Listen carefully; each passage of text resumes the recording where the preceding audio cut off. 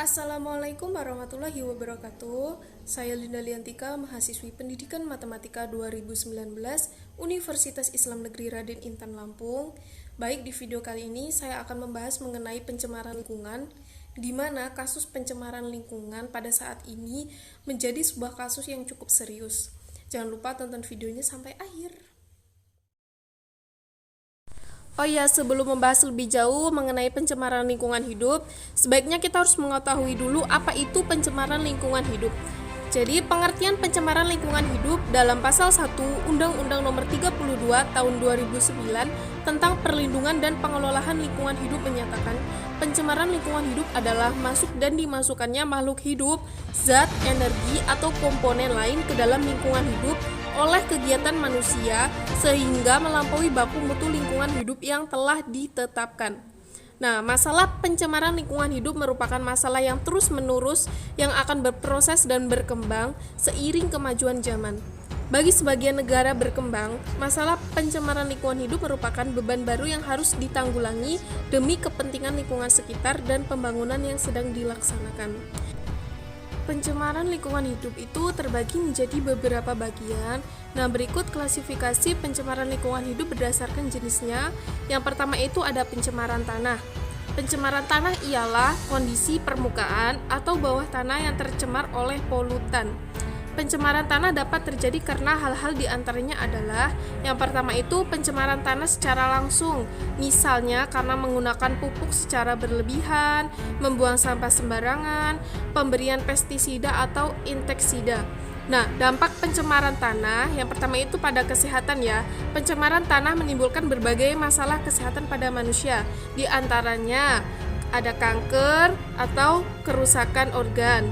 Nah, kalau dampak pada lingkungan itu hilangnya keanekaragaman hayati, menurunnya kesuburan tanah. Lalu cara menanggulangi tercemarnya tanah itu dapat melakukan hal-hal sederhana seperti sebarkan informasi konsep 4R, yaitu reduce mengurangi, recycle menggunakan kembali, reuse mendaur ulang, dan replace atau upaya pergantian atau memakai alternatif.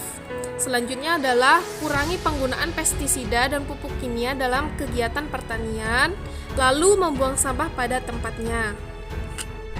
Oke, setelah pencemaran tanah, selanjutnya adalah pencemaran udara. Penyebab pencemaran udara itu terbagi menjadi dua macam. Yang pertama itu karena faktor internal dan karena faktor eksternal. Nah, karena faktor internal ya atau secara alamiah, contohnya yaitu debu yang berterbangan akibat tiupan angin, terus abu yang dikeluarkan dari letusan gunung berapi, berikut gas-gas vulkaniknya, dan proses pembusukan sampah organik dan lain sebagainya. Karena faktor eksternal yaitu karena ulah manusia itu contohnya adalah hasil pembakaran bahan bakar fosil, debu dari kegiatan industri, dan pemakaian zat-zat kimia yang disemprotkan ke udara. Lalu dampak pencemaran udara itu apa? Nah, misalnya nih pada masalah kesehatan manusia, pemanasan global, hujan asam, eutrofikasi, efek negatif pada satwa liar, dan penipisan lapisan ozon. Berikut hal kecil untuk membantu mengurangi polusi udara. Yang pertama itu menggunakan transportasi umum atau publik dan menghindari bakar sampah secara sembarangan.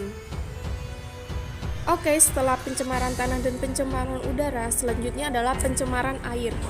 Pencemaran air adalah proses atau suatu keadaan tercemarnya penampungan air meliputi sungai, danau, bahkan lautan. Penyebab pencemaran air salah satunya dipengaruhi oleh industri seperti cairan limbah dari pabrik yang tidak disaring terlebih dahulu sebelum dibuang ke sungai atau laut.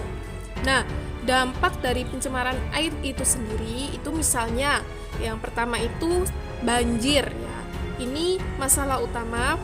Dan yang selanjutnya itu ada perubahan tingkat keasaman air atau perubahan pH. Terus selanjutnya itu kekurangan air bersih tentunya. Lalu berdampak juga pada kesehatan manusia. Nah, air yang tercemar dapat menyebabkan penyakit seperti tifus, korela, hepatitis, dan berbagai penyakit lainnya.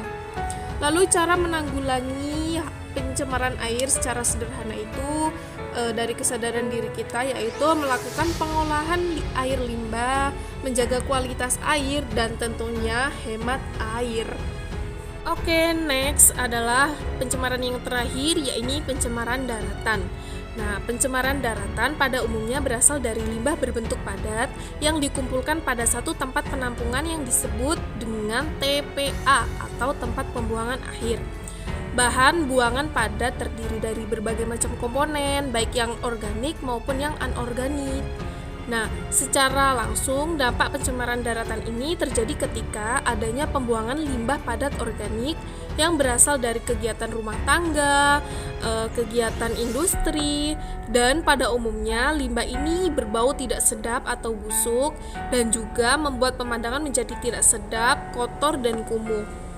Nah, dampak yang dirasakan secara tidak langsung itu adalah berkembang biaknya sumber penyakit yang lambat laun akan menyerang kepada kesehatan masyarakat.